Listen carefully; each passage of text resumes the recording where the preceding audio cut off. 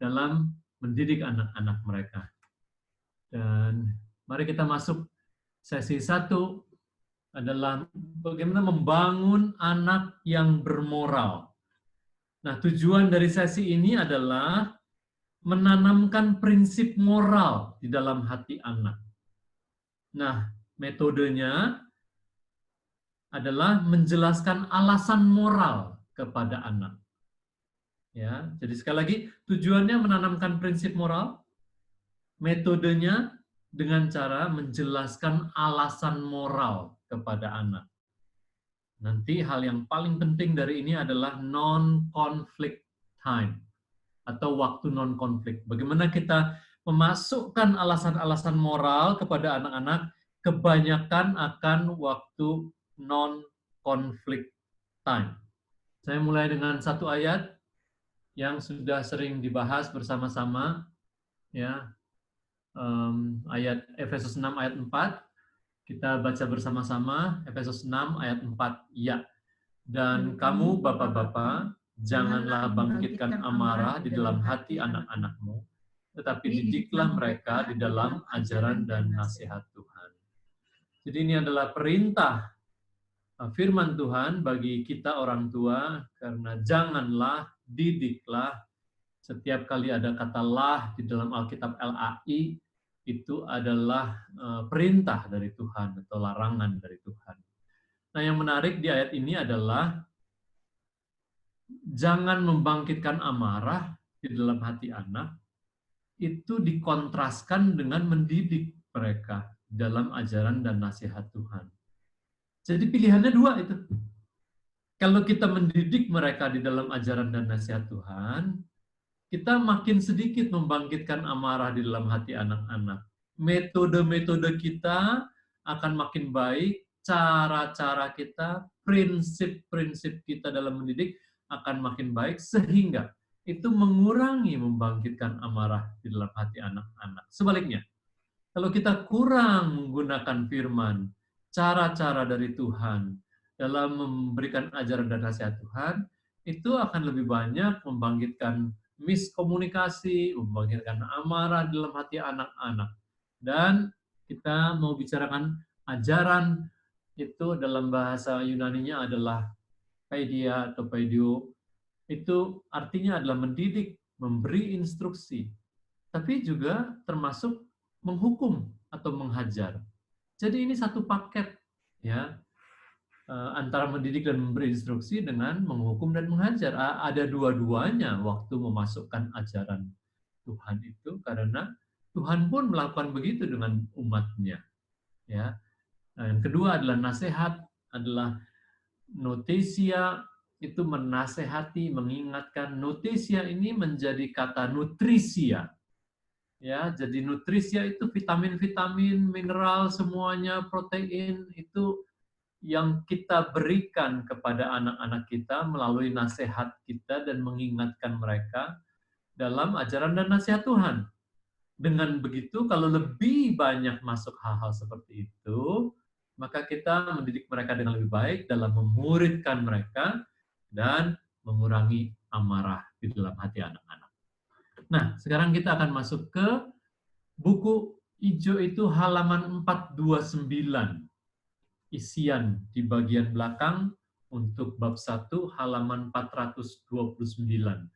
Anda akan mengikuti isian panduan ini. Yang pertama adalah standar moral. Ya, yang pertama kita akan membahas standar moral. Waktu kita mau mengajarkan kepada anak-anak mengenai menjelaskan alasan moral, tentunya kita perlu memiliki satu standar moral. Nah, dari mana standar itu yang akan kita ambil? Tentunya dari Alkitab dan berdasarkan firman Tuhan. Nah, dari standar firman Tuhan ini ada beberapa hal yang kita bisa ambil. Yang pertama, di antara semua etika di dunia, tidak ada standar yang lebih tinggi atau motif yang lebih murni untuk perilaku yang benar dari standar yang berasal dari Alkitab. Jadi, moral yang kita bahas di sini bukan hanya perbuatan baik, tetapi betul-betul satu standar yang alkitabiah. Ya. Jadi, hanya etika Alkitabiah yang betul-betul mementingkan orang lain. Ada etika demi sesama, bukan sebagai jalan untuk keselamatan, tetapi justru sebagai hasil atau buah dari keselamatan yang kita sudah terima. Jadi betul-betul untuk mengasihi Tuhan dan mengasihi orang lain sebagai buah atau hasil dari keselamatan itu. Ya. Kemudian kita akan mengajarkan juga kepada anak-anak bahwa perilaku kita terhadap orang lain itu dilandaskan kepada bagaimana berharganya orang itu di mata Tuhan. Ya. Jadi ini yang kita kenal sebagai etika demi sesama. Nah, jadi yang poin yang C yang berikutnya dalam mandat moral etika dari firman Tuhan adalah melihat dan memperdulikan orang lain sebagai orang penting. Nah, kalau nanti Bapak Ibu melihat di buku Growing Kids God's Way, maka akan ada contoh-contoh. Ya. Di situ ada satu contoh di mana Pastor Gary Eso memberikan pengertian bahwa orang lain penting melalui satu waktu anak Pastor Gary Eso bermain-main, ya, dia main boneka, dia punya boneka kesayangan, lalu dia mau menata tempat tidur boneka itu dan menitipkan bonekanya kepada ayahnya untuk dipegang, ya, tolong pegangin sebentar.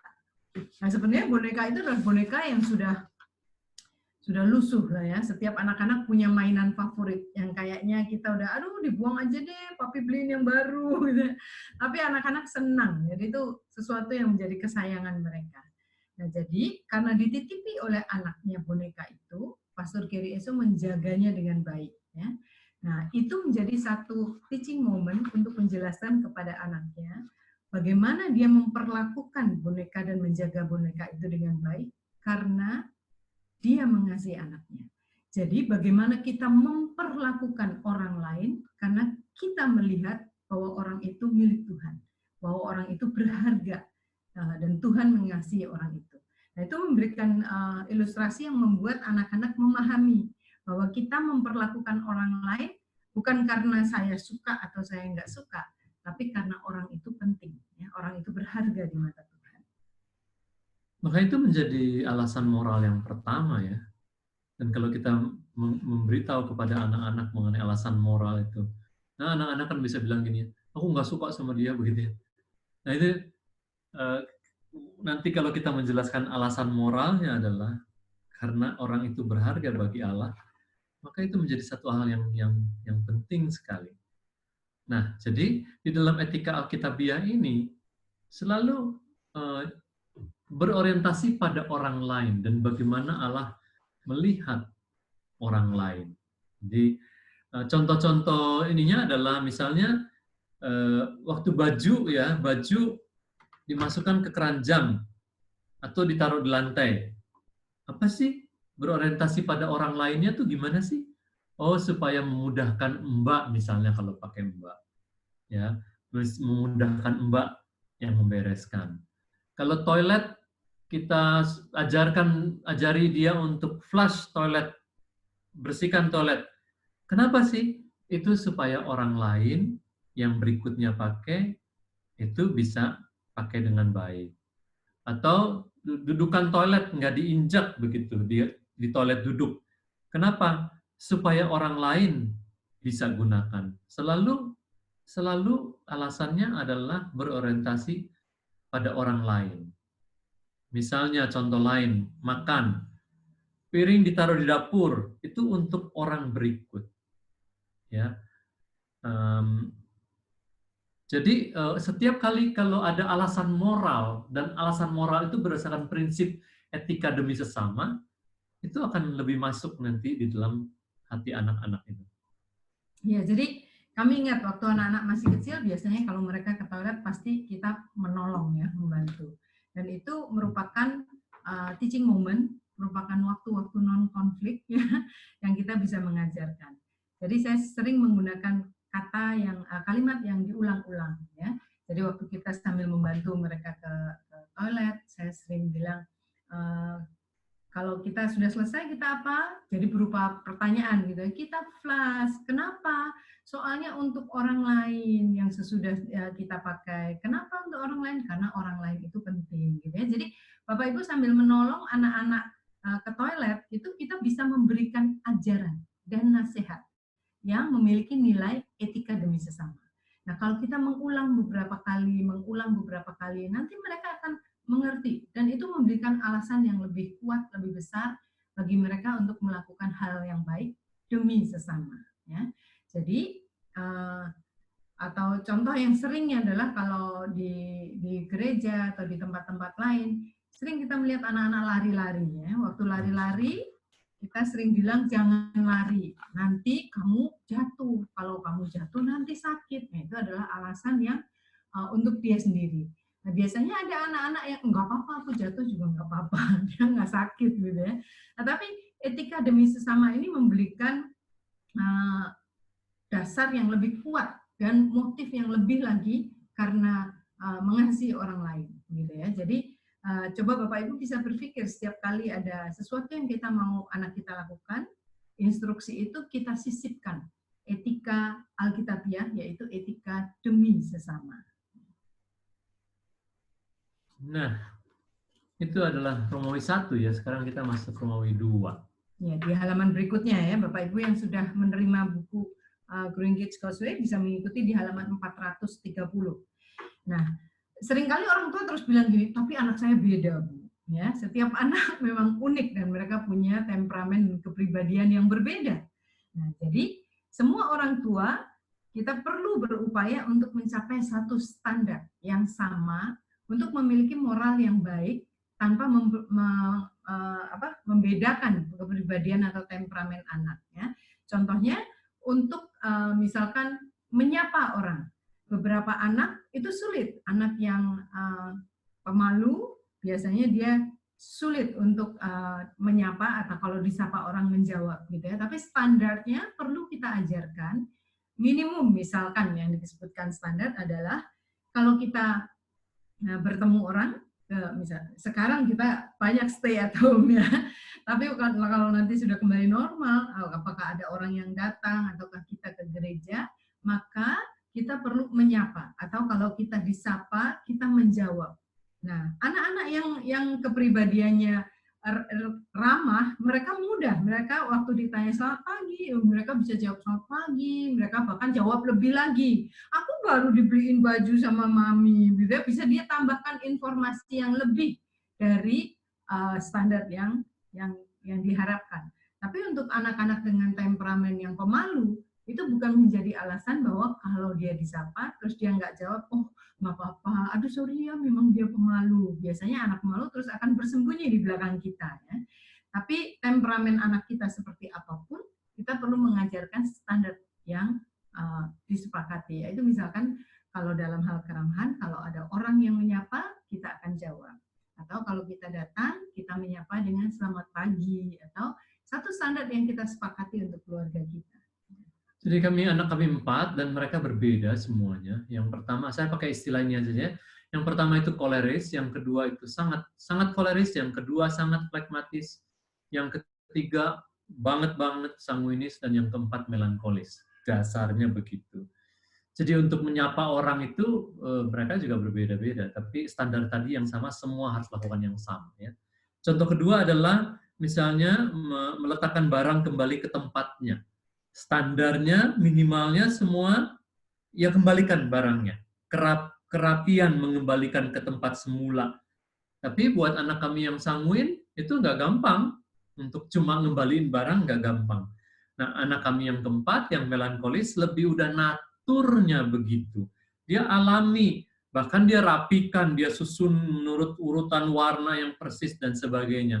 Tapi apapun kepribadian anak, ya standarnya minimum harus tercapai. Contoh lain lagi, misalnya dalam keharusan untuk diam di satu tempat, misalnya di gereja. Buat anak kami yang nomor 2, itu gampang sekali, dia udah natural begitu. Buat anak yang nomor 3, itu sulit sekali, selalu bergerak, ingin ngobrol.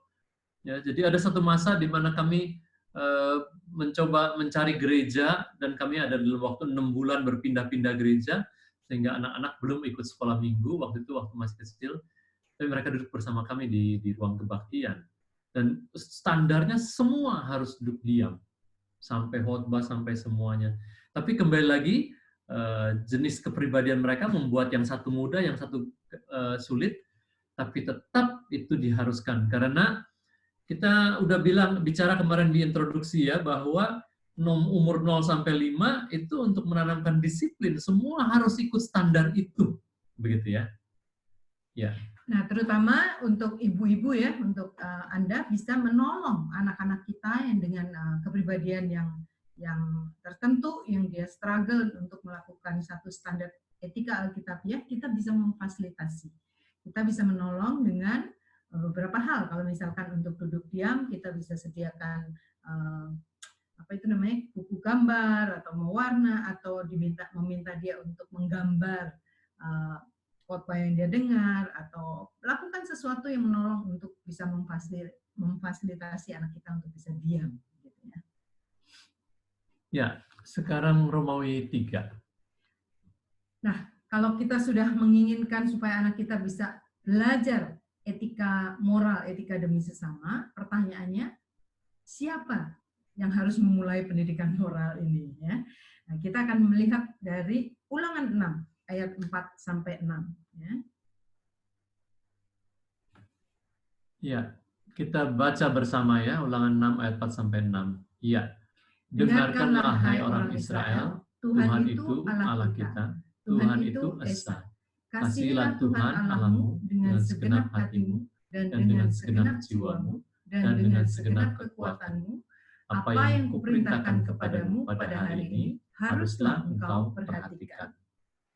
Nanti ayat ini kita akan bahas kupas waktu masuk di sesi 4 ya. Nanti sekarang intinya yang ingin dikatakan adalah ini haruslah engkau, dan Musa sedang berbicara dengan para ayah. Engkau perhatikan.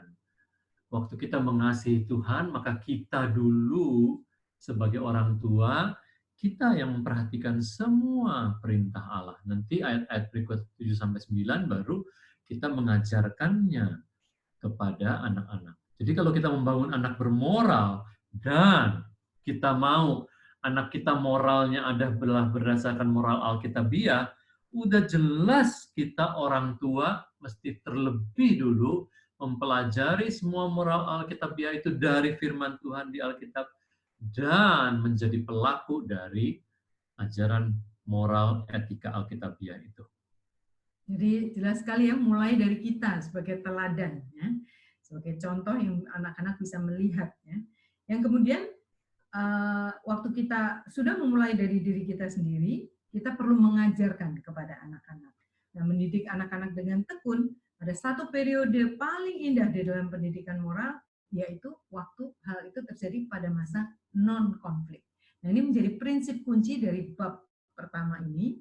Masa-masa non-konflik adalah waktu yang paling indah untuk mengajarkan etika Alkitabiah atau etika demi sesama. Ya. Jadi gunakan waktu belum ada kejadian, belum ada masalah untuk kita bisa mengajarkan kepada anak-anak.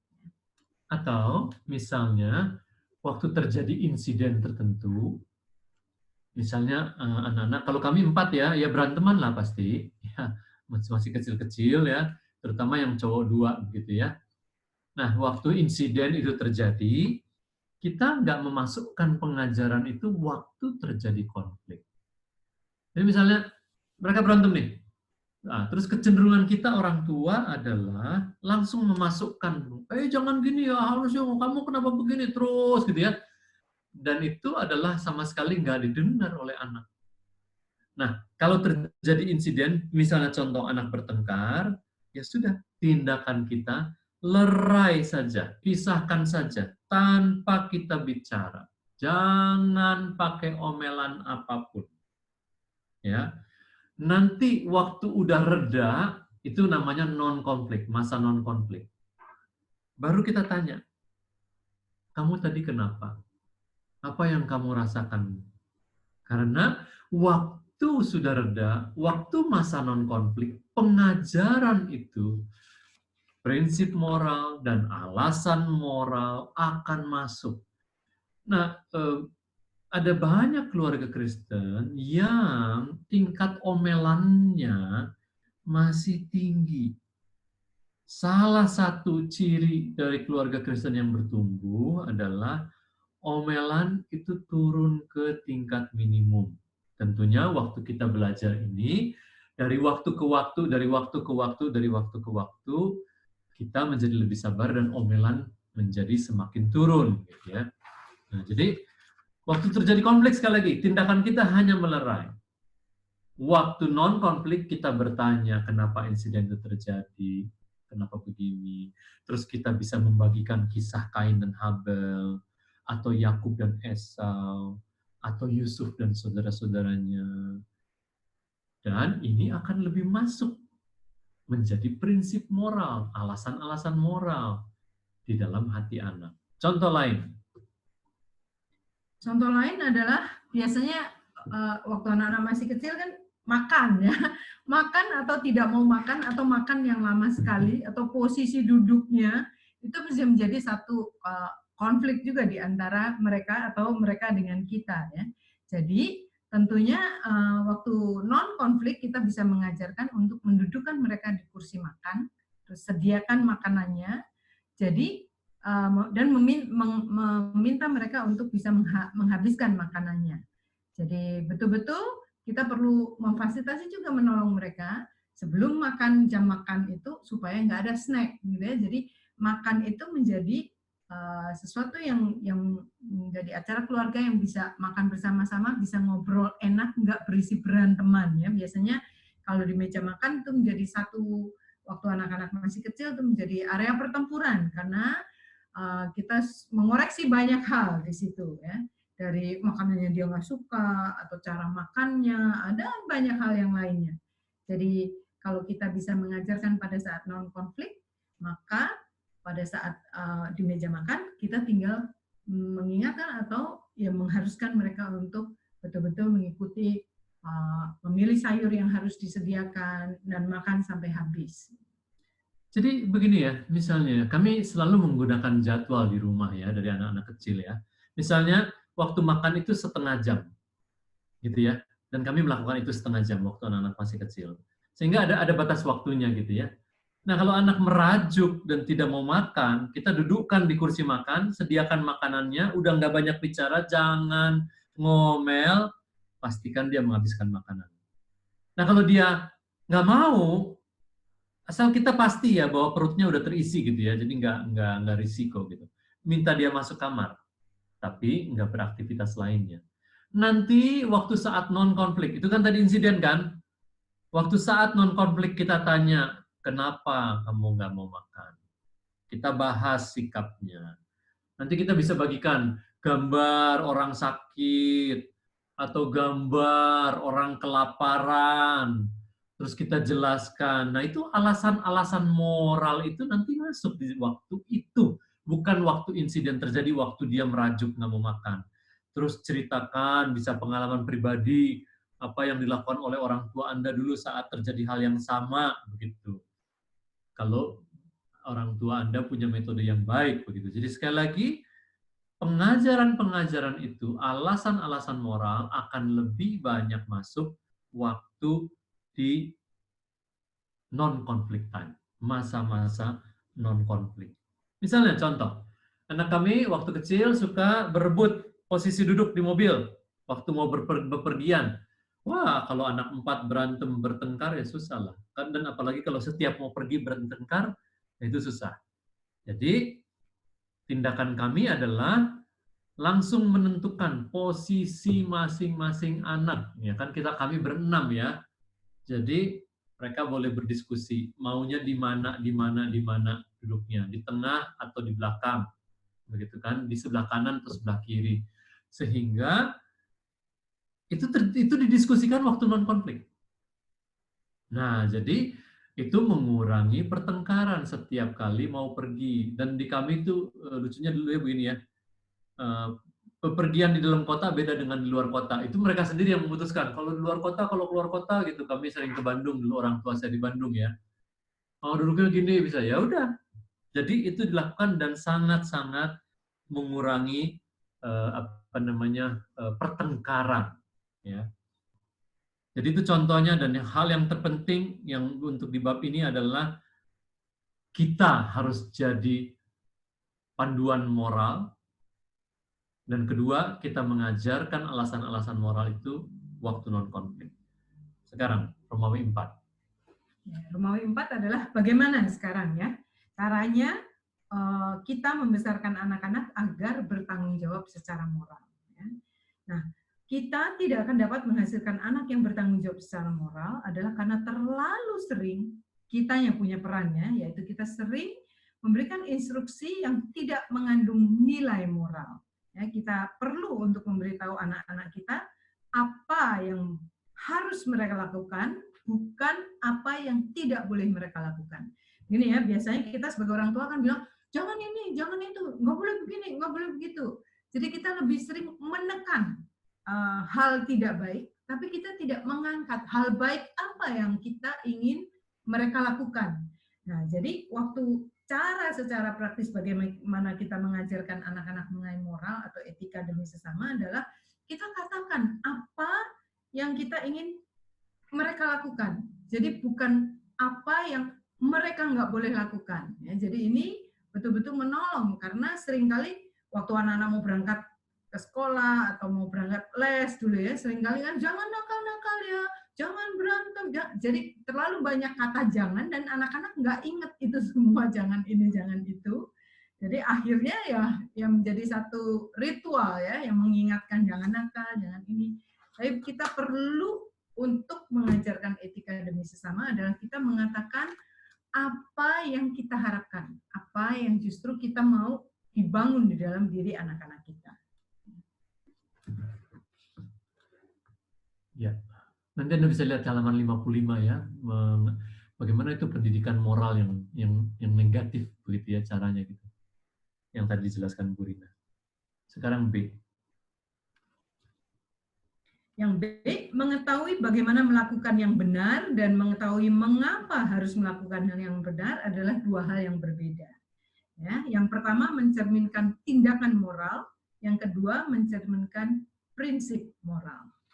Jadi begini ya Bapak Ibu ya, semakin kita menggunakan banyak non-conflict time untuk menjelaskan alasan-alasan moral, kita akan semakin tenang. Di pihak lain, anak-anak akan lebih banyak menyimpan prinsip moral di dalam hatinya.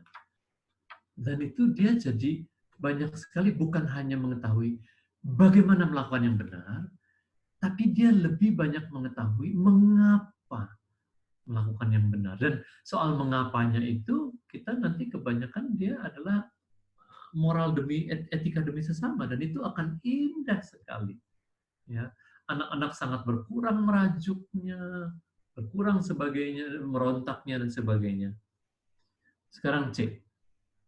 Yang C, nah pada saat anak-anak mulai menginjak usia 3 tahun, instruksi kita seharusnya semakin lebih spesifik dengan menyisipkan alasan moral yang praktis sekali. Artinya alasan moral yang singkat dan ya praktis, jangan terlalu panjang yang mereka nggak mampu untuk memahaminya, gitu ya. Jadi sisipkan alasan moral yang praktis untuk mereka mampu mengerti. Saya kasih contoh ya, itu sering kalau orang tua gini ya. Ini kan ada contoh di halaman 60-61 tuh. Anak terus dia geser-geser kartu harga di toko. Ya, digeser, diganti, oh main-main begitu ya.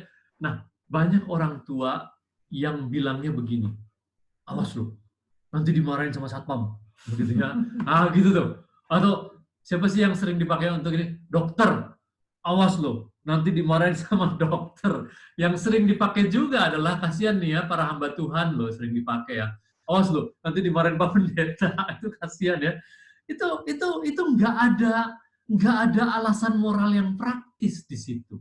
Hanya menakut-nakuti anak-anak. Nah, di halaman 66.1 itu dijelaskan bahwa orang tuanya menjelaskan, nanti orang yang beli, dia tahu nggak harganya yang benar? Nanti gimana waktu dia mau bayar? Nanti dia bisa tengkar nggak sama ini kasirnya itu? Nah, itu semuanya adalah etika demi sesama. Ya.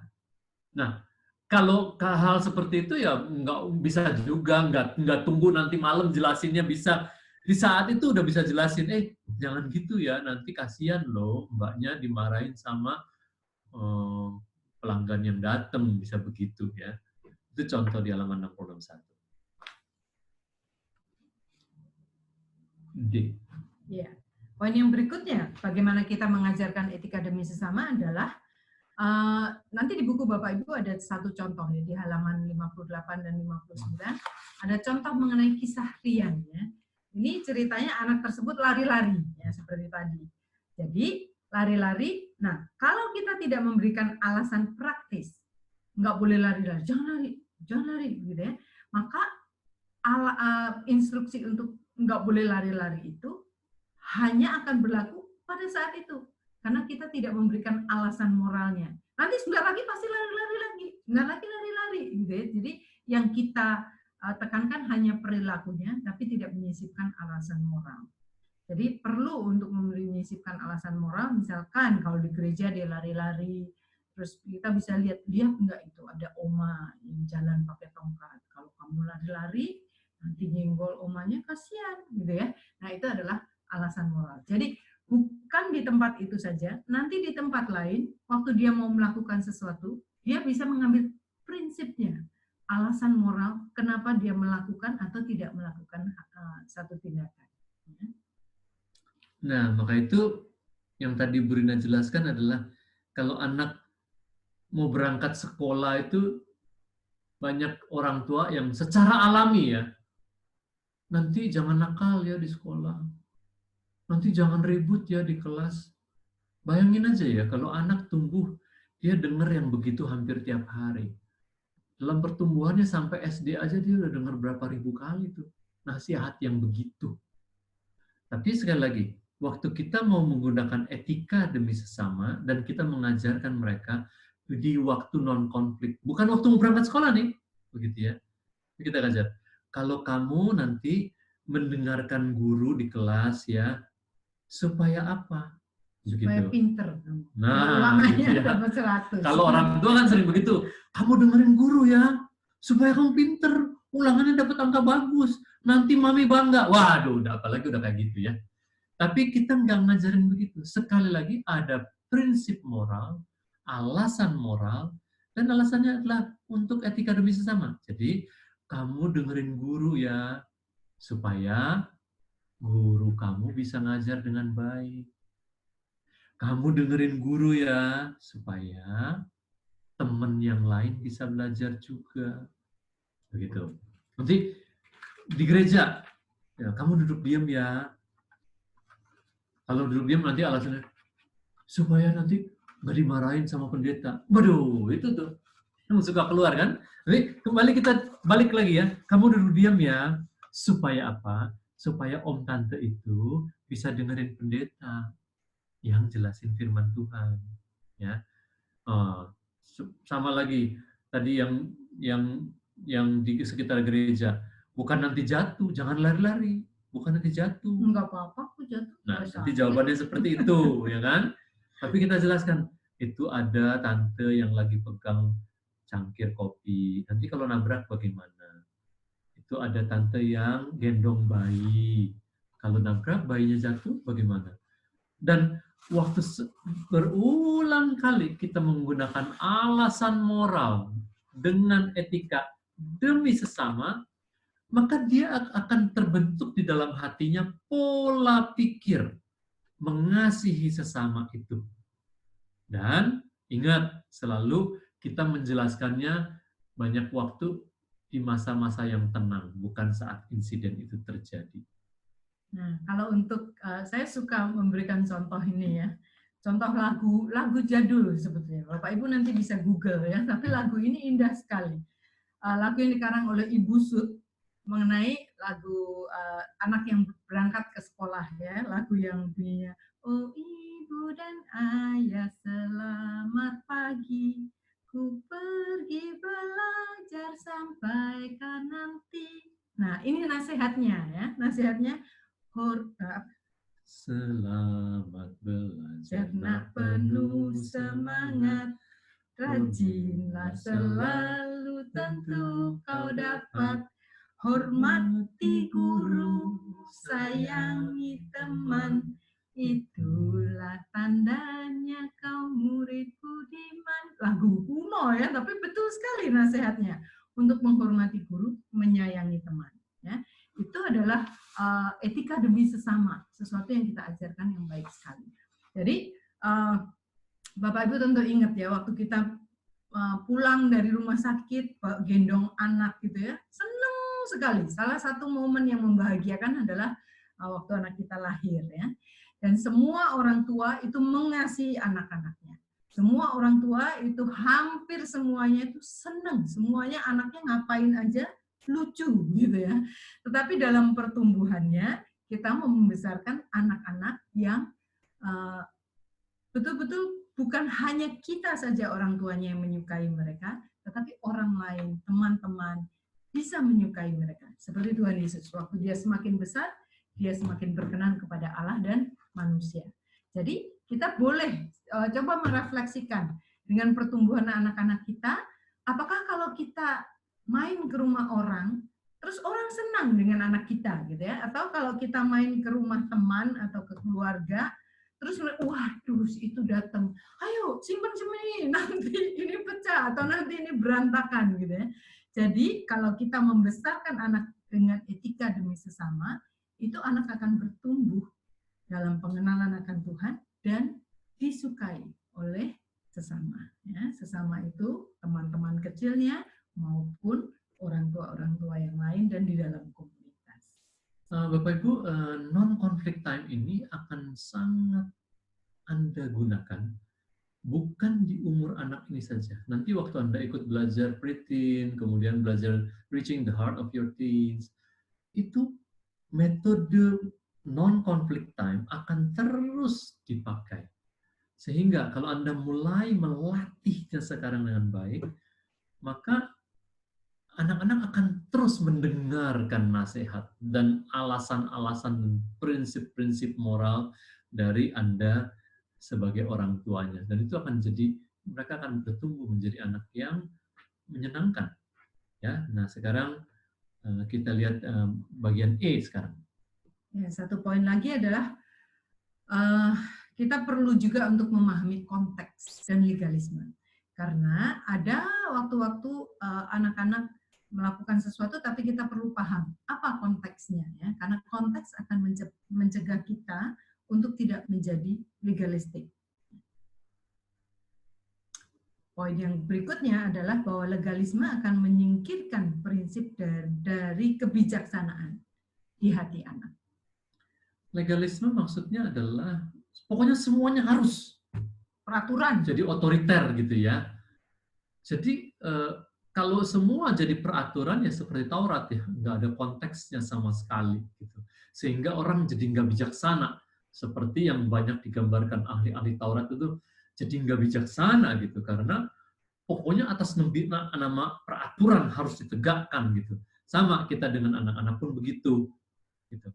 Walaupun kita punya peraturan, misalnya tadi saya sebutkan mengenai jam makan setengah jam, tapi ada konteks tertentu begitu. Misalnya anak lagi sakit perut atau apa, ya kita nggak memaksakan peraturan itu harus dilakukan begitu. Dan itu yang mencegah kita dari menegakkan aturan secara legalistis begitu. Dan itu jadi membuat prinsipnya juga jadi nggak ada kebijaksanaan di hati anak gitu untuk menerapkan prinsip moral dengan alasan moral. Itu kalau legalistis begitu ya. Ya, satu contoh lagi misalkan biasanya kalau malam ya udah jam tidur, mereka udah naik tempat tidur, terus kita udah bilang nggak boleh turun lagi ya, nggak boleh keluar kamar lagi, udah jam tidur, udah ditemani, udah diselimutin, udah cerita, udah hak semuanya udah, tetapi konteks itu bisa menolong mereka kalau kita mengajarkan etika demi sesama adalah misalkan adiknya ternyata muntah gitu ya.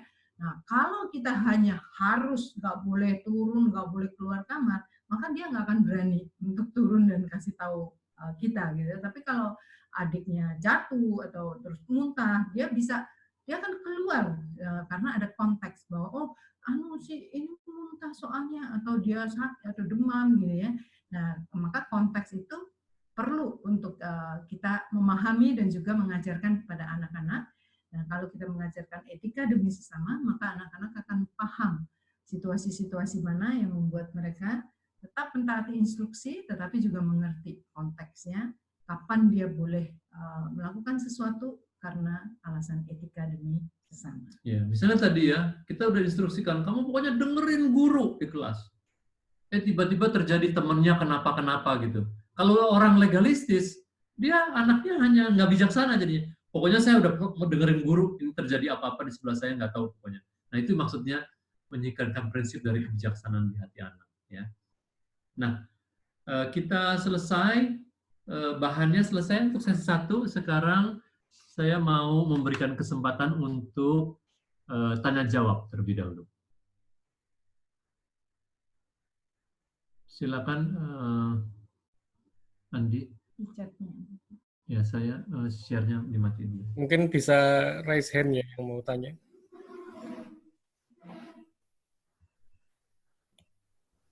Terus kita pasangin gedenya. Oke, untuk yang mau tanya bisa raise hand, bisa lambaikan tangan atau gunakan reaction yang ada di situ. Ada di aplikasi Zoom ada tanda raise hand bisa dipakai atau bisa chat juga bisa ya. Kalau mau yang mau chat juga bisa. Oke, silakan. Ini udah ada 2 orang. Oke, silakan Kosem. Ya, Pak Agus dulu ya. Agus. Boleh yang bertanya dimunculin nggak, Samuel? Supaya nggak usah cari-cari.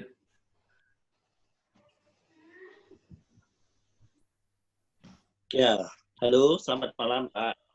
Ada tanya lagi ya Pak. Halo. Ya, selamat malam. Ya, selamat malam. Ya, begini ya, yang saya temui itu zamannya saya dulu ya, mungkin zaman Bapak juga. Kalau kita sebagai murid ini salah di sekolah atau bagaimana begitu kan, jaga atau apa, punishment begitu, ya biasa aja gitu. Kita tuh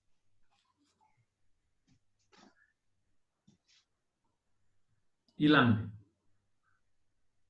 Oke, Kosem ganti sebentar ya. Iya. Ada pertanyaan ini, Pak. Mau tanya, bolehkah kita melabel atau ngomong kamu anak bandel? Ya, mungkin itu dulu ya.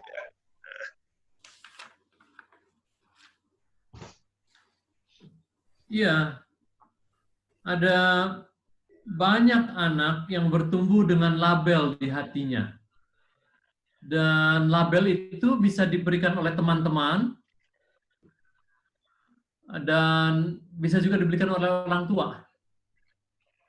Nah, label itu kebanyakan yang sebetulnya lebih bersifat ledekan ya. Saya ingat punya teman gemuk. Kita namain dia si hamil. Temen cowok nih. Saya sekolah Katolik ya. Cowok semua. Jadi dipanggilnya si hamil. Terus sampai bertahun-tahun panggilannya si hamil. Itu kayak label ya. Nah, ada sikap-sikap yang dijadikan label. Nah, sebetulnya ini jadi nggak cocok ya dengan etika demi sesama tadi ya. Kalau kita mau membangun teman, terus anak-anak kita bilang, nanti gimana teman kamu bisa jadi baik atau enggak kalau diomongin begitu? Itu kan etika demi sesama ya, begitu. Nah, kalau mereka pasti jawab, enggak, anak kecil pun ngerti sekali. Bisa berubah jadi baik enggak dianya? Enggak bisa, kenapa? Ya soalnya aku setiap kali panggil dia dengan begitu. Misalnya siapa namanya? Si bodoh misalnya gitu ya, misalnya, cuma misalnya gitu kan. Ya nanti kamu mau nggak dia jadi bodoh terus? Terus kadang anak juga bisa, ya udah soalnya dia nyebelin, bisa gitu. Oke, menurut kamu Tuhan mau nggak dia bodoh terus? Itu anak semuanya pasti akan jawab nggak mau, gitu ya. Nah kalau Tuhan nggak mau dia bodoh terus, kalau kamu panggil gitu terus, dia bisa jadi terus, kasihan nggak? Iya. Nah, itu memasukkan alasan-alasan moral itu. Di beberapa komunitas, tergantung ya, kalau komunitas cukup dekat, maka kami tahu ada beberapa komunitas yang jelas-jelas betul-betul menekan hal ini untuk name calling namanya ya, jadi memberikan label-label. Nah, karena itu juga ada tergantung komunitasnya ya. Kalau di komunitas itu muncul saling menamai seseorang, kalau seseorang ini, oh ini si ini, oh itu si itu. Nah, itu menjadi bertumbuh hal itu. Tetapi kita bisa menekan hal yang memang kita tidak ingin dengan kita memberikan dorongan bahwa di sini kita nggak name calling. Siapa nama dia? Si ini.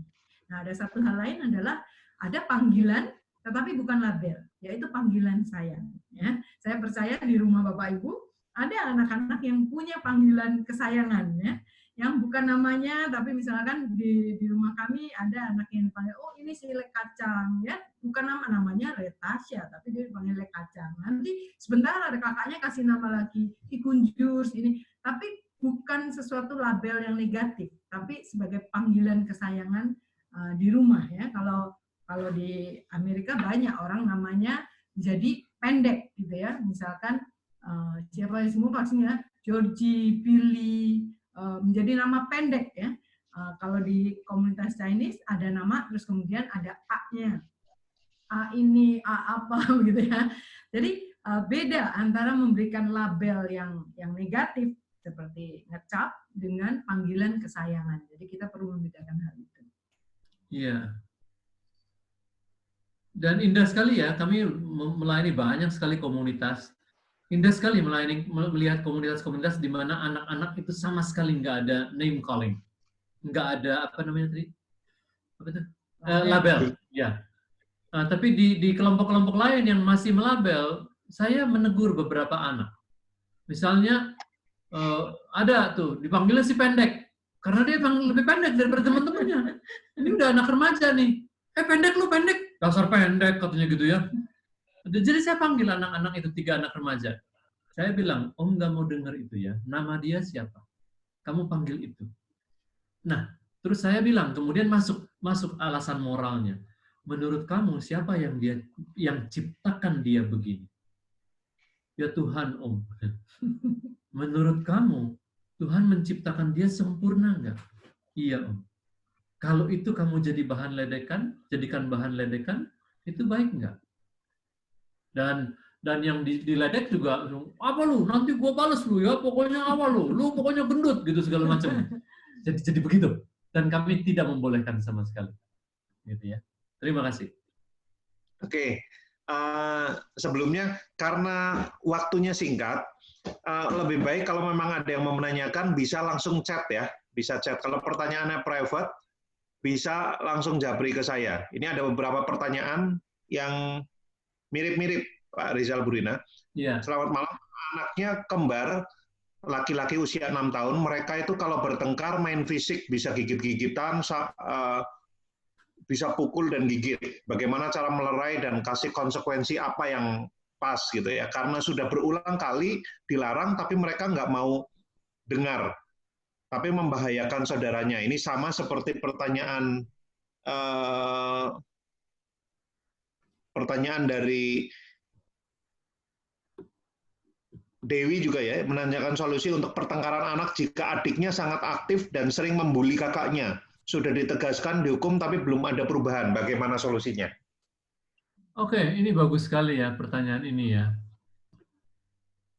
Kami juga mengalami anak yang laki berantem dengan yang laki gitu ya. Tapi dulu juga saya punya cara yang natural lah ya. Pokoknya jangan berantem gitu ya. Itu natural ya. Kita melakukan begitu semua gitu. Tapi setelah saya belajar, oh cara itu salah ya. Enggak begitu. Kalau kita mau mendiamkan anak ya kita mesti diam. Kalau kita mau menenangkan anak ya kita mesti tenang. Kalau kita mau tenang, semuanya tenang. Oh, jangan ribut ya. Iya. Kitanya lebih ribut. Kita yang paling nggak tenang, kita nggak cocok dengan isi suruhannya. Sehingga sesudah saya belajar, saya sangat mengubah itu, yaitu waktu mereka udah tense ya, udah tensi mulai tinggi, terus udah mulai fisik tuh ya, cowok dengan cowok ya. Terus saya langsung bilang, saya cuma teriak satu kata, Nah, mereka, saya sudah menjelaskan waktu non-konflik. Jadi malam-malam saya jelaskan, besok-besok kalau kamu berantem dengan ini, ayah hanya akan teriak, begitu ya. Dan itu artinya kamu stop semuanya. Begitu ya. Jadi, nah terus saya jelaskan, kalau itu terjadi, ayah akan, kadang-kadang itu nggak cukup. Kadang-kadang saya berteriak begitu dengan menghalangi, begitu. Harus begitu, gitu ya. Nah, tapi kemudian saya tanpa ngomong, ini penting sekali ya, karena ada pertanyaan tuh, gimana sih untuk tanpa ngomel tuh gimana sih? Memang ini penyakit yang kronis, ini virusnya, ini loh, apa namanya, pandemi, ngomel itu pandemi ya, begitu ya, nularnya cepat sekali. Dan sekarang orang tanya, gimana sih nggak ngomel? Ya wes, ojo ngomong. Jadi waktu saya bilang, udah saya nggak ngomong ya. Terus saya tunjuk yang satu harus ke teras belakang, yang satu harus ke teras depan. Masing-masing udah tahu tempatnya. Karena undang-undang sudah saya berlakukan. Waktu non-konflik. Jadi saya jelaskan malam. Kalau kamu besok berantem, ayah akan teriak, kamu harus berhenti. Dan ayah akan tunjuk kamu di teras belakang. Kursinya cuma satu, kursi yang itu. Kamu harus duduk di situ, nggak boleh keluar dari situ. Kamu teras depan, kursinya yang ini. Dan duduk 15 menit di situ, merenungkan apa sih yang terjadi. Dan itu, satu, itu menyelamatkan saya sebagai orang tua. Dan menyelamatkan mereka. Jadi, itu yang kami lakukan. Dan kalau beranteman itu masih terjadi lagi, nanti kita masuk ke bab 12 nanti, tapi ya bab 12 ya, konsekuensi dan hukuman. Begitu. Harus ada konsekuensi yang berat. Tapi saya jadi nyambung ke pertanyaannya siapa nih? Usimatuwo. Mendidik tanpa mengomel sebaiknya seperti apa ya? Ketika anak tidak mau menurut atau selalu membantah, seperti apa? Ya seperti nggak ngomel gitu. Nggak ngomong. Karena kalau ngomong kita langsung keluar keperucut. Gitu. Dan itu sangat tidak membangun kita dan mereka. Jadi pertanyaannya, ketika anak tidak mau menurut, itu gimana? Ya udah, Anda langsung eksekusi. Dalam arti, mengeksekusi instruksi Anda. Jadi, misalnya, instruksi makan. Ya udah, kalau dia nggak langsung menuju ke meja makan, langsung pegang badannya, kita bawa ke meja makan. Tanpa ngomong. Kalau instruksinya adalah mandi, sudah, satu kali instruksi. Terus, dia nggak ikutin, langsung kita bawa ke kamar mandi. Begitu. Dengan tenang. Dengan tenang, tanpa ngomong. Kalau kita ngomong, Anda akan segera jatuh ke dalam dosa. Karena ini pencobaan-pencobaan yang tidak biasa, bukan yang biasa. Jadi, ojo ngomong. Langsung eksekusi. Nah, sekarang pertanyaan yang berikut itu adalah, terus gimana kalau dia selalu membantah? Ya langsung dieksekusi. Nanti ada pelajaran-pelajaran berikutnya. Tapi jangan ngomel. Eksekusi langsung menurut instruksi kita. Begitu ya. Pertanyaan yang sebelumnya bagus ya, bagaimana setiap anak punya standar moral yang sama. Tapi bagaimana antar keluarga, karena bisa punya penafsiran moral yang berbeda terhadap yang diajarkan Alkitab. Nah, biasanya memang anak-anak ya, terutama kalau kita di satu komunitas, terus kita ajarkan sesuatu dengan alasan moral, terus nanti dilihat, itu dia boleh, itu sih ini nggak apa-apa, gitu ya, karena mereka suka membandingkan. Ternyata peraturannya nggak sama di setiap keluarga, ya. Dan betul sekali hal itu anak-anak pasti bisa melihat. Nah, waktu anak-anak kami masih kecil dan kami juga belajar bahwa kita nggak menilai keluarga lain atau bahkan keluarga besar kita dengan sepupunya dan lain, kami ditolong untuk memberikan pengertian bahwa setiap keluarga lagi di bab yang berbeda. Ya. Kita lagi di bab ini. Sama mengenai kehidupan kita ada begitu banyak aspek. Jadi mungkin di saat ini kita sedang belajar hal ini dan kita menerapkan. Tapi keluarga itu mungkin dia sedang belajar di bab yang lain, di chapter yang lain, Tuhan mengajarkan hal yang lain. Nanti mungkin mereka akan belajar mengenai hal ini. Jadi ini berlaku untuk keluarga kita lakukan dan akan lebih baik lagi kalau kita punya komunitas yang bisa saling mendorong dan saling meneguhkan. Itu baik sekali. Saya mengerti pertanyaan ini adalah, sedangkan penafsiran moral yang berbeda-beda terhadap yang diajarkan tentang Alkitab. Gini ya, ini kita bukan sedang bicara doktrin nih.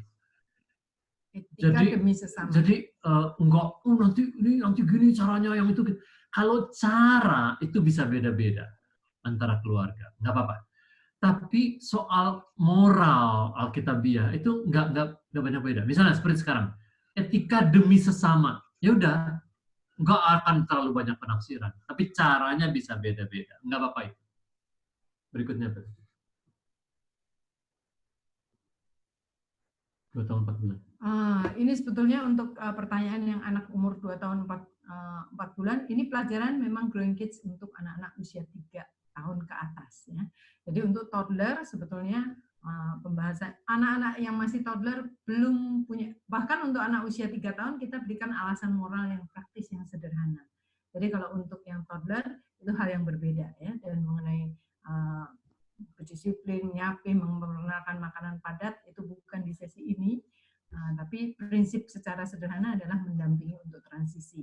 Karena anak-anak toddler itu ada sesuatu yang mereka nyaman, yang mereka dapatkan, gitu ya. Dan waktu memperkenalkan transisi ke makanan padat dan lain sebagainya itu perlu bertahap. Gitu ya. Saya singkat aja karena topiknya agak berbeda. Dan di anak-anak yang lebih kecil umurnya 2 tahun dan 2 tahun 4 bulan itu seperti diagram yang kemarin itu menegakkan disiplin. Anda betul-betul ini ya, misalnya nggak ada alasan. Kalau anak umur 2 tuh nggak pakai alasan moral. Dia belum nalarnya, kognitifnya belum nyampe. Jadi kalau anak-anak kecil itu kalau kita haruskan dan itu kita teguh mengharuskannya, makanya bahasa anak kecil selalu gitu. Kenapa kamu begini? Soalnya mami bilang gitu. Dia taunya hanya mami atau papi. Begitu, kan ya. Mami yang suruh. Gitu ya. Iya. Jadi tanpa alasan moral, karena dia belum punya kognitif, belum punya nalar. Dan semakin Anda berhasil menegakkan disiplin itu, dia jadi mudah taat. Waktu Anda menjelaskan alasan-alasan moral, mulai umur 3, 4, 5, itu dia akan lebih mudah taat. Ya, berikutnya. Sampai mana tadi? Alasan moral apakah masih bisa dilakukan di atas anak 10 tahun? Ini ada pertanyaan juga, Pak. Oh ya, jelas sekali.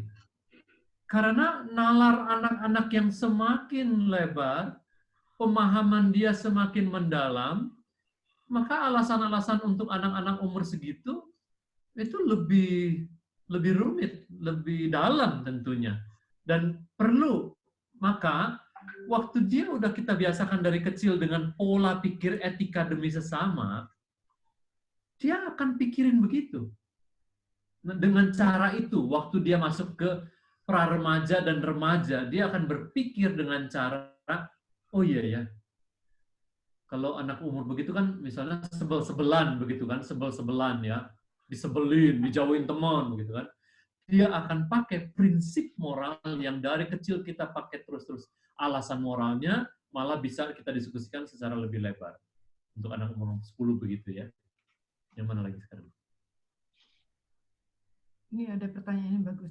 Apakah dengan cara yang selalu mengutamakan atau alasannya untuk kepentingan orang lain tidak menjadikan anak hanya memikirkan orang lain dan melupakan kebahagiaan diri sendiri, padahal juga dalam kehidupan perlu juga bersaing. Ya, ini ada orang tua yang selalu, aduh Bu, kalau diajarin alasan demi sesama, nanti kebablasan nggak gitu ya? Kalau dia dibawain makanan di sekolah atau apa, terus dia kasih semuanya ke temennya, dia sendiri nggak makan gimana? Jangan khawatir Bapak Ibu, kita ini adalah manusia berdosa ya. Jadi kalau kita lihat foto pun yang kita lihat tampang kita duluan ya.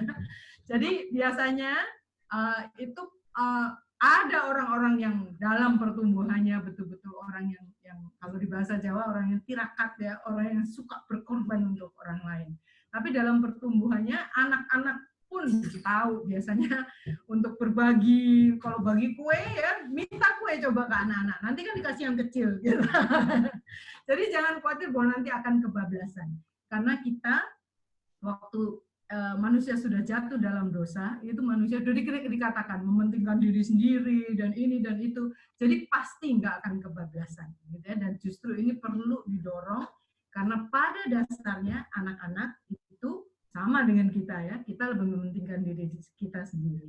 Jadi jangan khawatir bahwa ini akan jadi kebablasan dan dia jadi sengsara gitu ya, karena semuanya dikasih tapi dia nggak bertanggung jawab. Tentunya dengan semakin besar anak, mereka tentu akan punya balance ya, apa yang menjadi kebutuhan dia pribadi, tanggung jawab dia pribadi, dan memperhatikan kepentingan orang lain.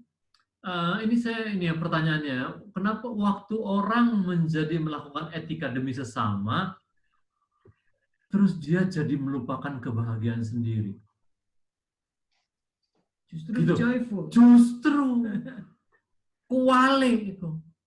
Waktu kita memperhatikan orang lain, kita yang makin bahagia. Iya. Anak-anak juga begitu. Dia makin sukacita. Nah, padahal dalam hidup juga perlu bersaing. Nah, kalau orang-orang yang bersaing, mikir diri sendiri, ya memang itu pelajarannya hal lain nanti. Tapi gini deh, pada prinsipnya gini. Kalau kita mengajarkan prinsip Alkitabiah, katakanlah dalam satu judul ya, menjadikan anak kita anak yang baik. Itu nggak akan ada namanya kebablasan, nggak akan. Terus dia jadi terlalu baik gitu, nggak akan. Jangan khawatir, gitu ya. Jangan khawatir. Dan Bapak Ibu boleh mencoba ya mengajarkan etika demi sesama. Bahkan kita sendiri di masa seperti ini, saya percaya Bapak Ibu banyak yang mengambil kesempatan untuk membuat masker atau membuat face shield. Dan waktu kita menyumbangkan, itu nggak kita jadi sengsara, tapi kita justru mengalami sukacita ya, karena kita boleh mengambil bagian. Bahkan anak-anak pun bisa mengalami.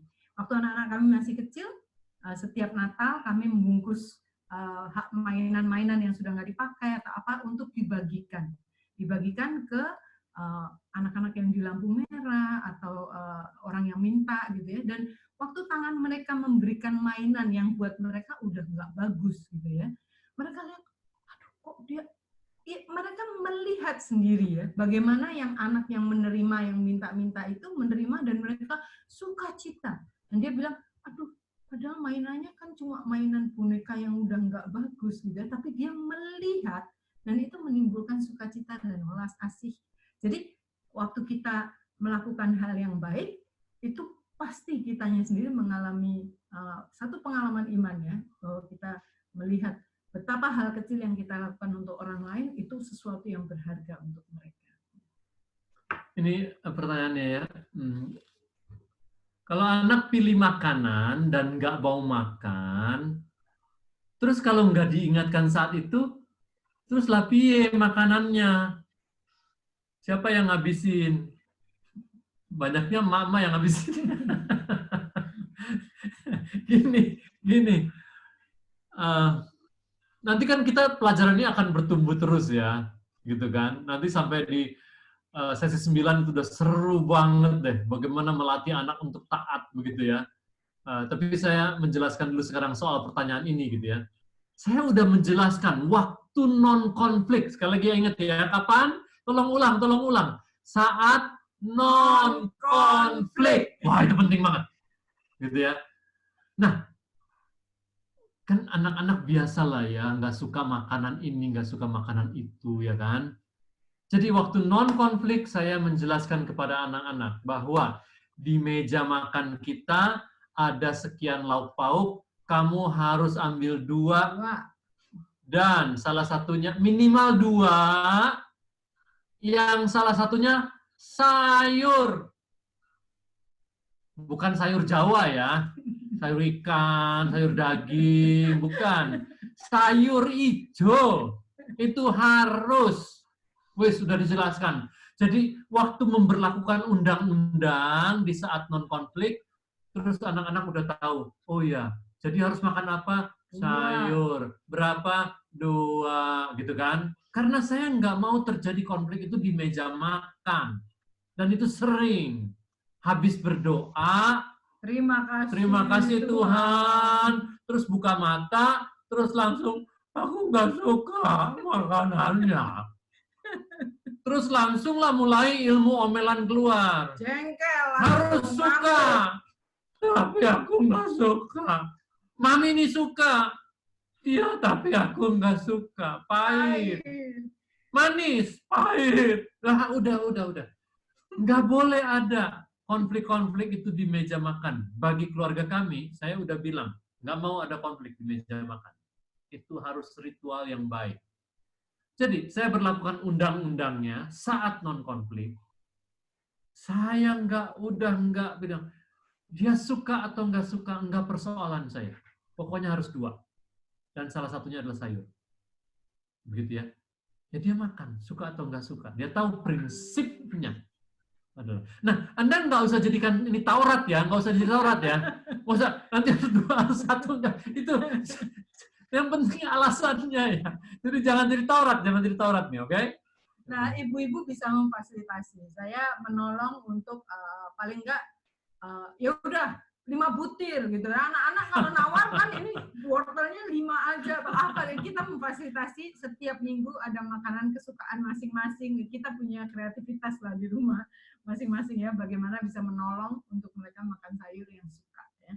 Nah ini ada satu pertanyaan tadi, saya nggak stop lagi, tapi satu pertanyaan, kapan sih non-konflik itu? Ngajarinya itu gimana? Kapan yang disebut non-konflik? Ya. Nah buat keluarga kami, non-konflik itu biasanya malam hari sebelum tidur, itu anak-anak suka ngumpul di kamar. Ya. Kadang-kadang nyanyi, kadang-kadang sambil mereka lakukan sesuatu, sambil non-konflik itu seperti juga role play gitu ya, atau mensosialisasikan sesuatu yang kita mau perkenalkan kepada anak-anak. Atau tergantung setiap keluarga beda-beda. Ada yang sore hari sebelum makan malam, carilah waktu yang semua hatinya lagi seneng gitu ya. Dan nggak ada tugas yang mengharuskan kita untuk harus pergi dan segala lainnya. Jadi pilih waktu yang nyaman untuk semua. Buat kami adalah malam hari di tempat tidur kami, jadi sambil ngobrol-ngobrol.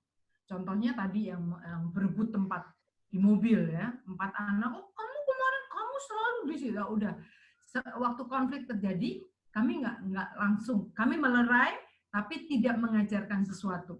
Nah, jadi malam-malamnya, lalu kami cerita. Nah, kita ya, setiap kali kita masuk mobil, kan sering kali berantem nih ya, gitu. Nah, sekarang gimana kita? Nah, kita akan diskusikan. Gambar dena mobil ya. Sekarang kita mau diskusikan. Dan waktu mendiskusikan, itu menjadi menyenangkan. Karena kalau kita mengajarkan etika demi sesama, maka kakak-kakaknya bilang, oh kalau gitu si bontot nih duduknya, kan ayah di depan, bun di sampingnya. Si bontot ini mesti di belakangnya supir, di tempat belakangnya ayah. Supaya kalau dia perlu apa-apa nanti bun gampang kasihnya, karena diagonal ke belakang, ya kan. Jadi kami mendiskusikan, dan itu menjadi non-konflik itu mendiskusikan hal itu. Jadi pre-sitting arrangement ya, kayak tempat duduk di pesawat nih, tempat duduknya di mana, dan kami menyepakati bahwa kita coba ya ini mau 1 bulan kek, mau berapa terserah, itu adalah masa non-konflik yang kita bisa mendiskusikan dan menyepakati. Ya. Demikian juga dengan tempat duduk di meja makan, nah, itu selalu terjadi. Aku mau sebelah bunda, kalau anak kecil maunya pasti sebelah mami. Jadi bisa mendiskusikan saat non-konflik, kapan Bapak Ibu mendiskusikan. Ya, jadi kami juga mengatur posisi duduk di meja makan ya, karena berenam gitu kan. Jadi sehingga itu tetap terus gitu ya, mengurangi pertempuran. Anda selalu harus berpikir mengenai bagaimana mengurangi pertempuran, itu satu. Kedua adalah bagaimana mengurangi ngomel. Dan ini pertanyaannya adalah, bagaimana meredam emosi orang tua yang muncul pada saat konflik karena langsung respon yang muncul adalah ngomel. Betul. Itulah dorongan manusia berdosa kita. Ya kan? Justru yang saya katakan, Anda diem. Saya diselamatkan oleh metode itu. Anak kami yang pertama koleris sekali, dia suka ngamuk-ngamuk waktu kecil. Ya, jadi kalau dia ngamuk gitu datang ke saya, dia ngamuk gitu ya. Ya kecenderungan saya juga ngamuk. Begitu loh. Dan suara saya pasti lebih keras. Ya kan? Tapi setelah saya belajar, itu salah, caranya salah. Jadi, Saya diskusi dengan istri gimana ya, terus kita sepakat, oke, kalau anak ngamuk kita diem. Begitu. Jadi kami mengumpulkan anak-anak malam hari di waktu kami non-conflict time. Terus ayah menjelaskan undang-undang yang baru. Oke? Saya menjelaskan. Besok-besok, kan ini enak ngomongnya ya, waktu lagi nggak konflik. Besok-besok, kalau ada yang ngamuk sama ayah atau sama bunda, kamu datang marah gitu ya. Ayah atau bunda sama sekali nggak akan jawab apa-apa.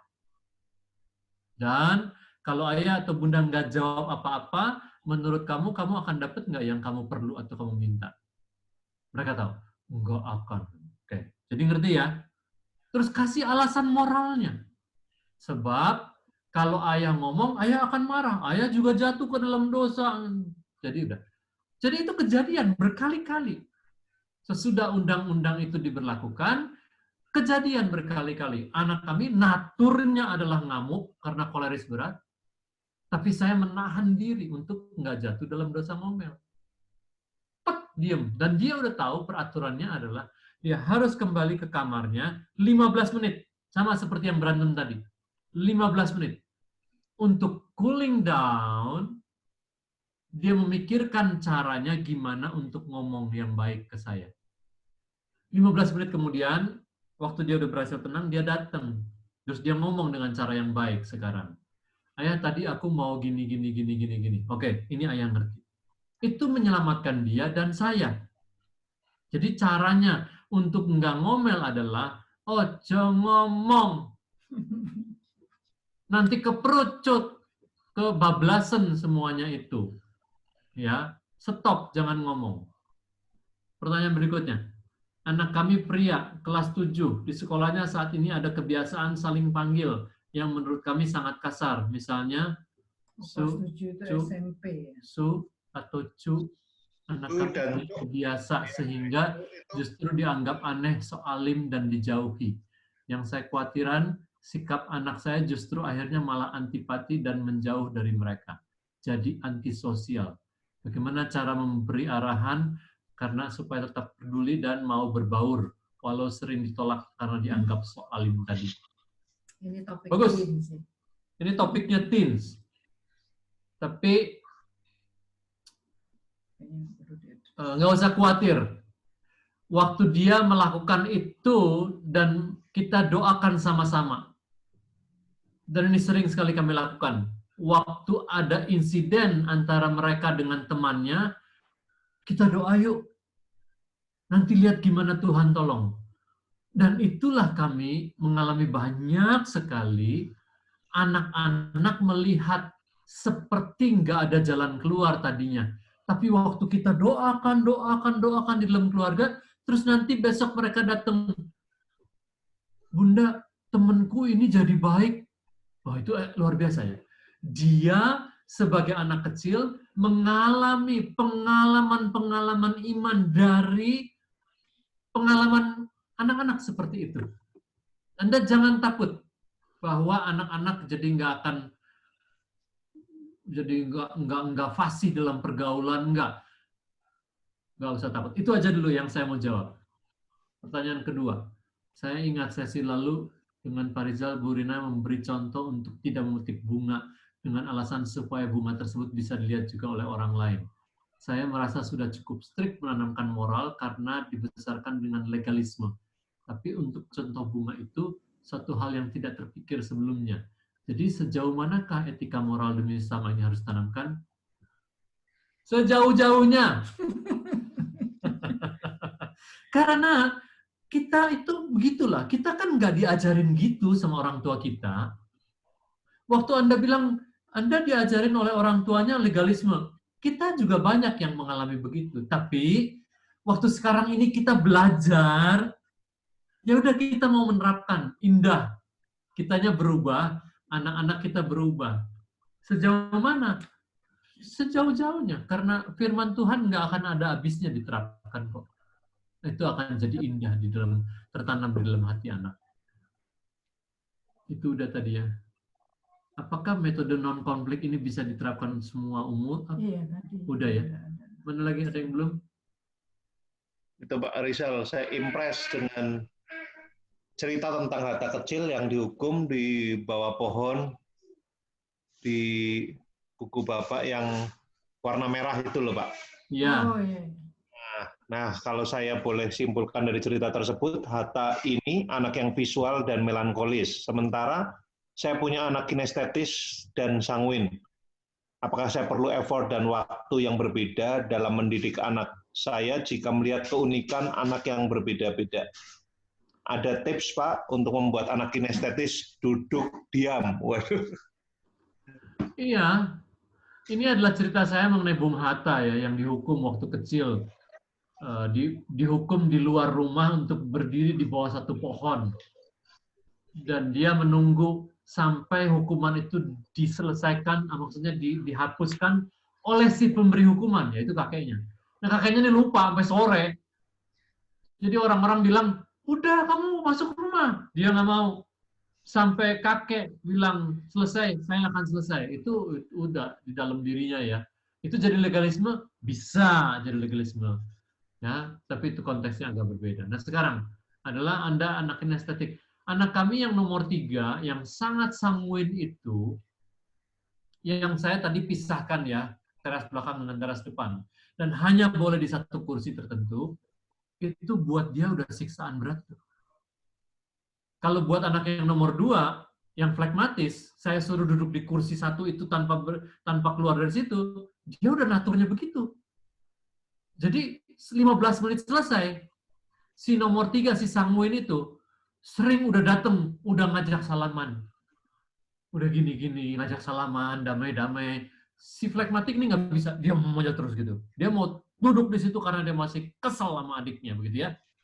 Nah, si sanguin ini, dia disuruh duduk di kursi di teras belakang itu, dia, waduh, tingkahnya udah macem-macem. Kakinya udah ke atas, gitu. Kepalanya di bawah kursi. Itu dia 5 menit aja udah keringetan banget. Terus ngintip-ngintip jam terus ke dalam lewat filtrasi ya. Udah berapa menit. Buat dia itu siksaan berat. Tapi itu ngefek. Itu penting dihukum seperti gitu. Jadi ya bisa Anda perhatikan apa yang efek. Nanti kita akan belajar di sesi 12, 13, 14, 15 bagaimana menghukum anak secara berdampak gitu loh. Ya, itu aja yang bisa saya jawab dulu. Oke, pertanyaan berikutnya yang mana?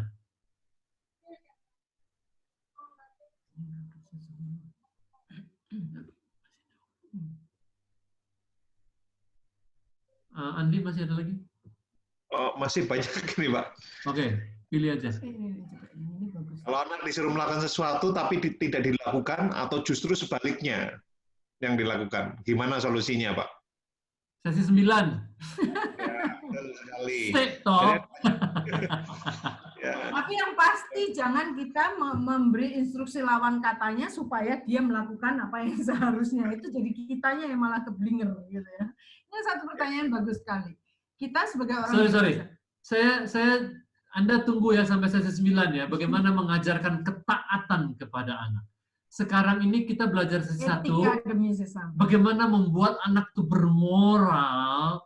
Anda harus menjelaskan prinsip moral dan alasan moral, dan itu adalah di waktu non-konflik. Itu dulu yang diterapkan. Kalau Anda menerapkan itu dengan baik, nanti kesananya itu ke ketaatan anak akan berpengaruh sekali.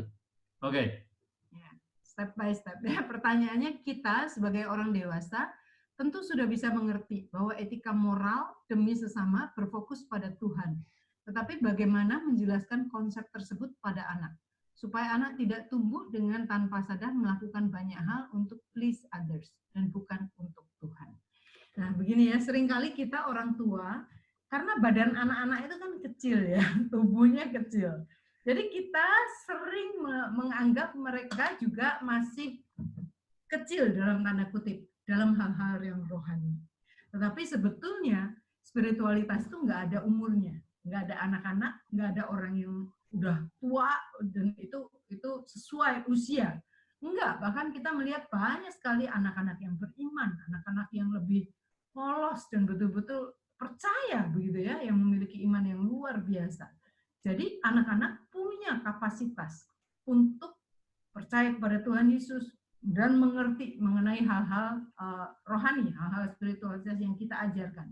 Demikian juga bahwa etika demi sesama dia melakukan untuk Tuhan. Tentunya kalau anak umur 3 tahun, mereka seperti tadi dikatakan, mereka melakukan sesuatu karena mami yang suruh, gitu ya. Tetapi dengan pertumbuhan anak, waktu mereka diperkenalkan firman Tuhan dan mereka mengerti dan mereka betul-betul mau percaya dan ditantang untuk percaya kepada Tuhan Yesus, ada banyak anak-anak yang beriman dan betul-betul punya kapasitas untuk betul-betul dia melakukan sesuatu untuk Tuhan. Contohnya ya, anak kami waktu itu masih umur berapa ya, di sekolah minggu. 3 tahun. Ya, pertanyaan-pertanyaan, Bapak Ibu mungkin punya pertanyaan-pertanyaan yang sulit dari anak-anak yang apa ya, waktu dia masih kecil, saya tanya, Red, kamu tahu nggak kalau bun sayang sama kamu? Iya, bun sayang. Tapi kemudian dia pikir-pikir, dia bilang begini, tapi bun ya, dia bilang, kalau aku misalkan aku dikasih di keluarga yang lain, rasanya mama yang lain itu pasti juga sayang sama aku. Jadi betul-betul dia itu kan menunjukkan bahwa kita mengasihi anak-anak itu karena Tuhan yang membuat gitu ya, bukan karena saya mengasihi dia gitu ya. Atau contoh lain, dia waktu itu kami kasih uang sekolah untuk persembahan sekolah minggu gitu ya. Terus satu hari dia tanya, berapa lah dia tanya, kalau uang 5.000 itu bisa dapat apa? Dan dia, saya jawabnya sepintas ya, bisa beli apa ya, bisa beli ini, beli itu. Kalau buat sayur bisa beli apa? Bisa beli tempe, bisa beli kangkung gitu ya. Nah satu saat ya kami memberikan uang persembahan dan uang jajan. Ternyata dia nggak pernah jajan. Dan kemudian saya tahu bahwa uangnya itu dia semuanya cemplungin di persembahan. Dan waktu selesai gereja, dia lihat, kadang-kadang kelihatan dia kepengen untuk membeli sesuatu. Dan kami punya teman baik yang suka memberikan. Ada tante yang suka, Rita mau apa? Dia beliin. Enggak usah gitu. Kemudian kami baru tahu bahwa dia semuanya dia kasih ke persembahan. Karena bahwa dia, oh kalau uang segini bisa untuk satu keluarga beli ini, dia mau memberi yang lebih lagi. Jadi pemahaman bahwa anak-anak ngerti enggak ya, kita sebagai orang tua dan kita mengajarkan, tetapi pertumbuhan itu adalah dari Roh Kudus. Jadi mereka punya kapasitas untuk mengasihi orang lain karena mereka mengasihi Tuhan. Sehingga waktu Anda mengajarkan etika dan sesama, Anda jangan takut bahwa itu kebablasan gitu loh. Kalau setiap kali mau ngajarin satu terus mikir, nanti gimana ya kalau kebablasan? Ya wes ora dadi, ku jadi leren bae. Stop. Nah, enggak, kalaupun kebablasan, Anda akan tahu kok. Akan tahu. Kalau anak itu jadi pengen nyenengin orang, bukan pengen tahu. Dan nanti ada caranya. Jadi, waktu akan mengajarkan hal-hal yang baik, jangan takut eksesnya dulu. Karena juga Tuhan sangat menjaga kita. Itu dia. Oke. Kita sampai jam berapa nih, moderator? Sampai jam 9, Pak. Ya. Sekarang kita bahas. Oke. Saya masuk ke ini dulu ya, terakhir ya. Balik ke tadi itu, PowerPoint. 2 halaman lagi. 1 halaman lagi. Share screen.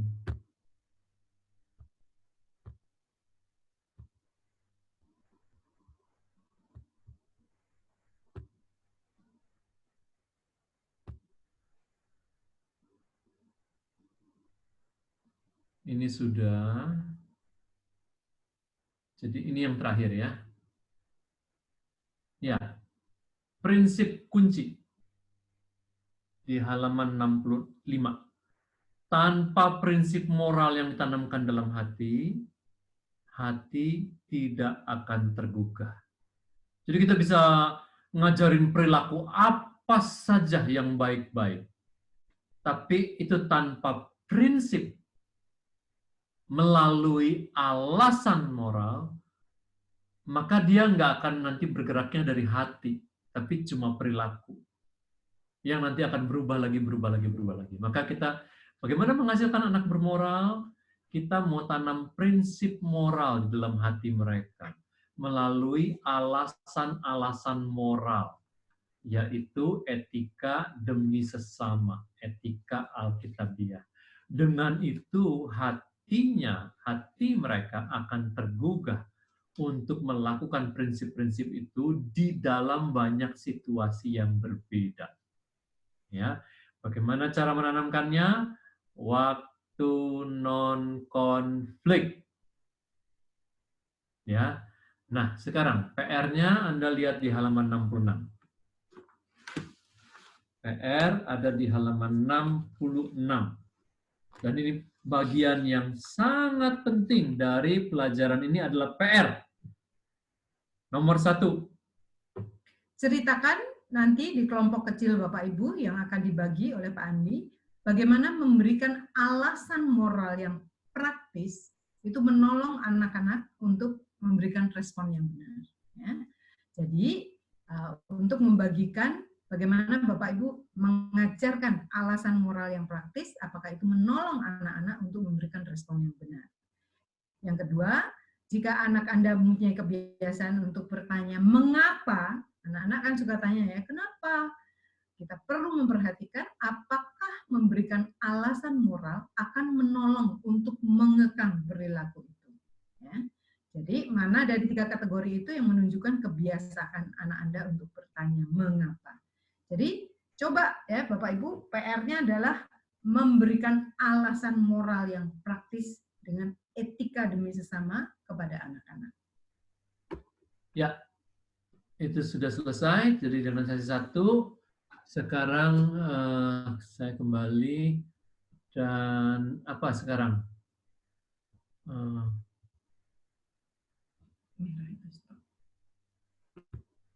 Silakan, Andi.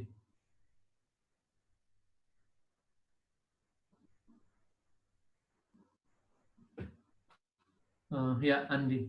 Punya Pak Andi perlu di-unmute untuk closing. Ya, silakan. Ini tergantung konsep soalnya, Pak. Oh ya. Oke, ada beberapa pertanyaan lagi sih, Pak. Ini dari Mas Nugi, Pak. Wih, yang baru punya anak kedua. Ya, Pak Rizal dan Bu Rina, apakah alasan mengapa harus diberinya waktu 15 menit untuk anak refleksi? Kalau kurang dari itu gimana gitu? Oh iya. Ya itu sih nggak ada Tauratnya ya. Tapi menurut kami bisa cukup untuk anak menenangkan diri, gitu. Dari kesel berubah ke 0, atau dari marah berubah jadi 0, itu udah cukup. Nah, nggak selalu bekerja. Misalnya ada anak kami yang tadi yang saya jelaskan untuk anak flekmatis itu nggak gampang mengubah mood, itu nggak gampang. Jadi kami udah kasih tahu kalau kamu belum beres, hatimu belum beres di 15 menit pertama, then you need another 15 minutes. Jadi pertanyaan saya selalu begitu. Kalau dia mukanya masih muka panjang ya, muka pepaya gitu ya, masih marah gitu sama adiknya gitu kan. Udah 15 menit nih, adiknya udah nunggu di depan, ayo kita main lagi, katanya gitu kan. Tadi berantem gitu ya. Terus dia masih yang nomor 2 masih main. Terus saya selalu bertanya, do you need more 15 minutes? More? Dia diam. Ya udah saya kasih 15 menit lagi. Jadi itu praktis aja sih. Fleksibel ya Pak ya, tergantung anak. Oke, ini ada yang menarik. Di era digital saat ini, bagaimana mengajarkan etika dan moral dalam dunia online? Ini satu topik yang butuh 2 jam lagi. Digital. Jadi, pada prinsipnya Anda melakukan apa yang sudah kita bicarakan, itu it apply. Apa yang terjadi di analog itu akan bisa terjadi juga di digital. Iya. Ya, prinsipnya sama, hanya medianya yang berbeda. Iya, begitu. Oke, berikutnya.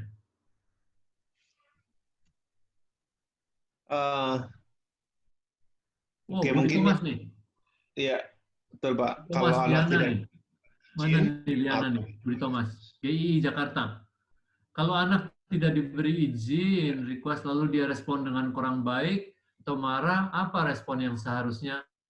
Lebih diem lagi. Sekali lagi ya, anak nggak dikasih izin atas apa yang dia minta. Terus dia respon dengan cara yang nggak baik. Kitanya mesti gimana? Mesti lebih diem lagi. Karena disitulah Yakobus 1 ayat 5 mengatakan, berbahagialah kamu Allah, kamu masuk dalam berbagai-bagai pencobaan. Nah, itu pencobaan. Gitu ya. Berbahagialah kamu jika kamu masuk ke dalam berbagai pencobaan. Bukan jatuh di dalam pencobaan. Jadi kalau anak lebih marah lagi, itu pencobaan berikutnya. Level berikutnya muncul. Lebih diem lagi. Begitu ya. Bapak Ibu, ini sesi pertama ya. Jadi pertanyaannya masih banyak sekali yang lebih kemana-mana gitu ya. Nanti sesudah Bapak Ibu menerima buku dan kita akan berbicara dari sesi ke sesi, maka akan jauh lebih bermanfaat untuk kita dan teman-teman juga kalau pertanyaan kita bisa fokus dengan bab per bab. Nanti pertanyaan-pertanyaan yang tidak berkaitan dengan bab, kita akan simpan dan kita akan jawab waktu kita masuk ke bab tersebut. Iya. Ini Pak Yulio maksudnya sing PR kui mawon Pak. Itu maksudnya apa? Pak Yulio. Pak Julio mungkin lupa Pak bahwa di buku ada PR Pak. PR yang tadi Pak. Oh ya. PR yang tadi Pak Julio itu ada di buku. Jadi halaman 66. Halaman 66. Iya. Oke. Oke. Habis. Kalau sudah tidak ada pertanyaan, berarti waktunya praktek, Pak. Terima kasih. Betul, betul. Nanti saya minta, ini kan pengumuman dulu nih ya. Ya, pengumuman kan. Nanti saya minta yang nutup ini, GI Jonathan. Sisingamangaraja. Wih, mantap. Tutup doa. Kok saya tolong di unmute. Siapa, Pak? Nanti yang nutup GI Jonathan tuh. GI Jonathan. Tolong ya, dari Pak. Bali itu. Luar biasa. Raise hand biar Pak Sam bisa ini, biar bisa unmute. Ya. Oke, untuk teman-teman informasi bahwa sesi ini di record ya. Jadi seperti biasa nanti kita akan share di YouTube untuk bisa diulang lagi. Karena tadi ada beberapa pertanyaan yang sebetulnya sudah ada jawabannya di sesi-sesinya Pak Rizal, sudah dijelaskan ya tadi tentang beberapa hal. Ada beberapa pertanyaan yang sebenarnya sudah terjawab kalau nanti diulang lagi. Yang kedua, tolong dipastikan Bapak dan Ibu bisa sudah mendapatkan fasilitatornya.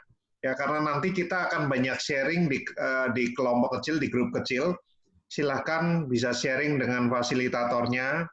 Tapi yang jelas fasilitatornya juga sama seperti Bapak dan Ibu, semuanya adalah orang-orang yang sedang belajar juga. Tapi kita berharap di grup itu kita bisa banyak ngulik tentang materi yang baru saja kita pelajari. Ya, kemudian sebaiknya diharapkan nanti sebelum masuk ke sesi 2, Bapak dan Ibu bisa membaca terlebih dulu bab 2. Jadi itu akan lebih membantu untuk Bapak dan Ibu bisa, seandainya ada pertanyaan, nanti pertanyaannya bisa jadi lebih tajam gitu ya. Jadi nggak terlalu melebar kemana-mana. Jadi diharapkan sekali lagi kalau nanti kita akan masuk ke bab selanjutnya, Bapak dan Ibu sudah membaca dulu bab 2, kurang lebih seperti itu. Ada tambahan lain Pak Rizal? Ya, saya hanya ingin menekankan bahwa walaupun kita pertemuannya rapat sekali ya, 1 minggu sekali, tapi tetap kelompok kecil itu sangat berguna. Karena di kelompok itu Anda saling mendiskusikan tuh penerapan-penerapan. Dan Anda bisa nyontek yang udah berhasil, kenapa sih, gimana sih, gitu. Terus Anda bisa nyontek juga dari yang gagal. Gagalnya gini ya, kenapa ya, nyobanya gitu. Dan dengan diskusi-diskusi itu akan sangat mempercepat pertumbuhan Anda dalam menerapkan, dalam menjadi pelaku. dari setiap sesi itu. Jadi itu aja yang saya mau tekankan, pentingnya PR diterapkan, dan kedua adalah pentingnya kelompok kecil. Ya, terima kasih. Selamat menerapkan mengajarkan etika demi sesama saat non-conflict time. Ya. Selamat malam Bapak Ibu, kita akan tutup dalam doa yang akan dipimpin oleh GI Jonathan dari Sisingamangaraja. Dari Singaraja, Bu. Oh, Singaraja. Singaraja. Maaf. Bukan pahlawan Singaraja. Singaraja. Maaf. Oke, mari kita berdoa ya. Bapa di surga, kami berterima kasih untuk waktu kami diizinkan belajar bersama ya Tuhan. Terima kasih karena Tuhan juga memberikan keluarga tempat kami mempraktekkan bagaimana kami melakukan firman Tuhan. Terlebih dimulai dari kami para orang tua yang kemudian kami diberikan mandat untuk melakukannya dan mempraktekannya bagi anak-anak kami. Tuhan tolong sertai proses pembelajaran kami, khususnya ketika kami juga akan mendiskusikannya dalam kelompok kecil. Kami mohon biarlah Tuhan yang berikan pada kami hati yang siap untuk belajar, hati yang siap untuk berbagi, dan hati yang siap untuk saling memberkati ya Tuhan. Terima kasih untuk Pak Rizal dan Ibu Rina yang boleh menjadi narasumber bagi kami. Biarlah Tuhan memperlengkapi dan memakai hamba-Mu ini ya Tuhan, untuk menjadi seorang berkat bagi setiap kami dan bagi orang-orang yang memiliki hubungan dengan mereka ya Tuhan. Terima kasih untuk malam ini. Tatkala kami akan beristirahat, biarlah Tuhan juga sertai kami. Terima kasih Tuhan, kami serahkan waktu kami, mohon pimpinan Tuhan, mohon penyertaan Tuhan, dan pakailah hidup kami ya Tuhan, untuk senantiasa memuliakan nama Tuhan. Dengarlah doa ini dalam nama Tuhan Yesus kami berdoa. Amin. Selamat malam Bapak Ibu, salam sehat di rumah aja. Oke, terima kasih. Ya, bye-bye. Terima kasih, selamat malam semuanya.